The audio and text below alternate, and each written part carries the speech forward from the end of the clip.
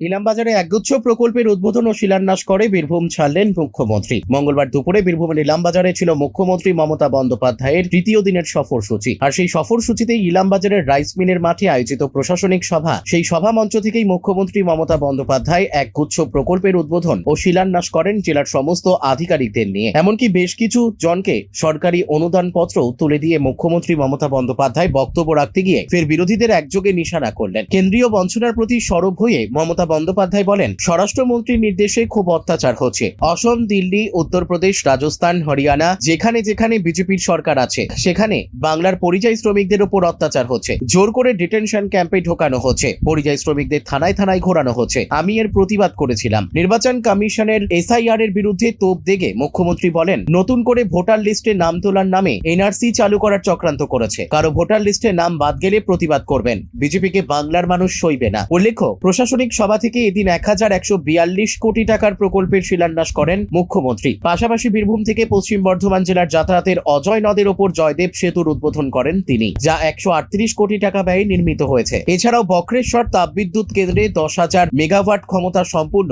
সৌরবিদ্যুৎ প্রকল্পের সূচনা করেন মুখ্যমন্ত্রী। প্রশাসনিক সভা থেকে তিনি ইলামবাজার থেকে কলকাতার উদ্দেশ্যে রওনা দেন 3 দিনের বীরভূম সফর শেষ করে। মুখ্যমন্ত্রী বীরভূম ছাড়তেই সাংসদ শতাব্দী রায় জানান, কোর কমিটির সবাইকে নিয়ে চলবে, একই সঙ্গে সবার মতামত দেওয়া হবে। অনুব্রত মণ্ডলকে কনভিনার করা নিয়ে শতাব্দী বলেন, দল যা করবে তাতেই খুশি, দলের সিদ্ধান্তেই আমার সিদ্ধান্ত। মুখ্যমন্ত্রী বীরভূম ছাড়ার আগে কোর কমিটির সকলকে একসঙ্গে নিয়ে অনুব্রতকে চলার বার্তাও দিয়েছেন তিনি।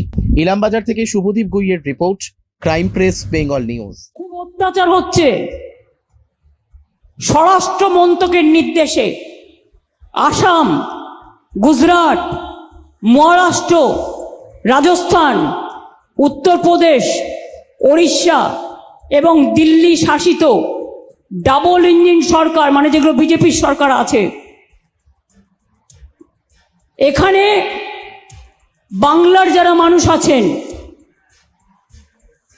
যারা কাজ করতে গেছেন দীর্ঘ 20 বছর ধরে, 25 বছর ধরে, আমাদের সময় নয়, কেউ 6 সালে গেছে, কেউ 7 সালে গেছে, কেউ 8 সালে গেছে, তাদের রেশন কার্ড আছে, তাদের আধার কার্ড আছে, তাদের জমির পাট্টা আছে, কিন্তু তা সত্ত্বেও জোর করে তাদের ডিটেনশন ক্যাম্পে আটকে রাখা হচ্ছে এবং তাদের থানায় থানায় নিয়ে গিয়ে ঘোরানো হচ্ছে। গুরগাঁওতে, হরিয়ানায় 10টা ডিটেনশন ক্যাম্প করেছে। আসামে লক্ষ লক্ষ মানুষকে ডিটেনশন ক্যাম্পে রেখে দিয়েছে। আপনাদের মনে আছে যখন NRC হয়েছিল, 17 লক্ষর মতো ভোটার লিস্ট থেকে নাম বাদ দিয়ে দিয়েছিল, তাদের ডিটেনশন ক্যাম্পে রেখেছিল, তাড়িয়ে দিয়েছিল।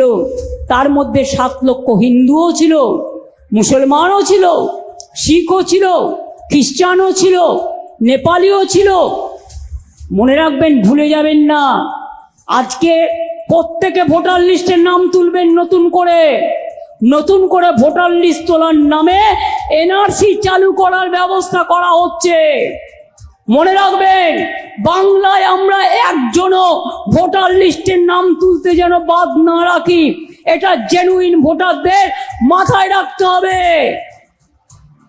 কেউ বাদ দিলে প্রতিবাদ করবেন, BLOকে বলবেন যে কেন বাদ গেল, জবাব দাও।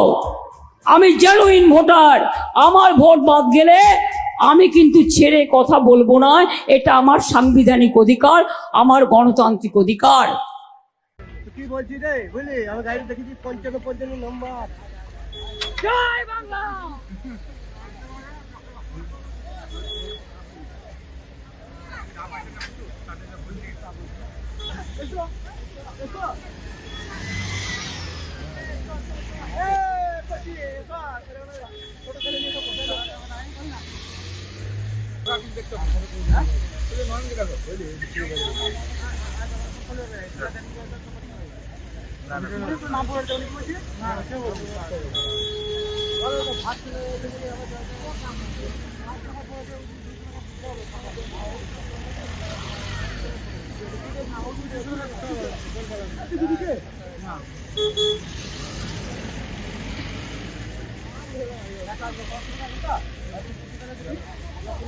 চাল মানে পূজা গোল্ড, মিনিকেট, রত্না, স্বর্ণ 10-10 আর দুধের স্বরের বিশুদ্ধতা। একবার খেলেই বুঝবেন আসল স্বাদ। MS তারা শঙ্করী অ্যাগ্রো প্রোডাক্ট, বিশ্বাস আর গুণমানের নাম। যোগাযোগ করুন 7001192179 আমাদের ঠিকানা বাজে কুমারপুর, মাধবদেহি, পূর্ব বর্ধমান 713427। পূজা গোল্ড, প্রতিদিনের পাতে সোনার স্বাদ। ভালো মেজাজে দেখা গেল সবার শেষে। আপনার সঙ্গে এখন গল্প করছিলেন, মনে হয় বলবো কি আলোচনা করেছি। মানে আপনার সঙ্গে এখন গল্প করছিলেন।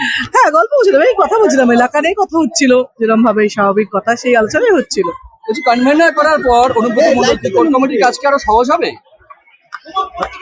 কোর কমিটি সবাই নিয়ে চলবে, সবাইকে নিয়ে একই সঙ্গে একই মতামত দেওয়া হবে এবং সবাই এগ্রি করলে সে কাজটাই করা হবে। অনুব্রত মণ্ডলকে কনভেনার করার পর কি কাজটা আরো সহজ হবে?